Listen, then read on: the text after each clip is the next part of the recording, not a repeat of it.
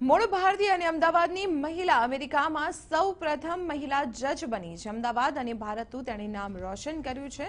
અમદાવાદની મહિલા જજ ઉશીર પંડિત દુરંતનું બાળપણ અમદાવાદી ગલીઓમાં વીત્યું છે। તેમણે ન્યૂયોર્કની સુપ્રીમ કોર્ટના જજ તરીકે પ્રતિજ્ઞા લીધી છે।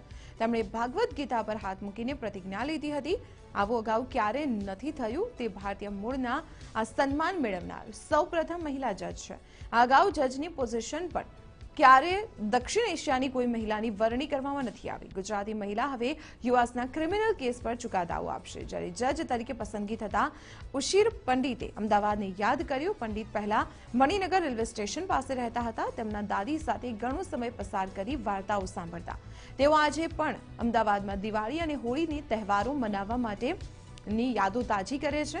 જજ પંડિત દુરંત 1970માં પોતાના પરિવાર સાથે અમેરિકા સ્થાયી થયા હતા અને તે સમયે તેમની ઉંમર માત્ર 11 વર્ષ હતી। દુરંતોએ સેન્ટ જોન્સ યુનિવર્સિટીમાંથી બેચલર ડિગ્રી મેળવી 3 વર્ષ ન્યૂયોર્કની લો સ્કૂલમાં અભ્યાસ કર્યો છે।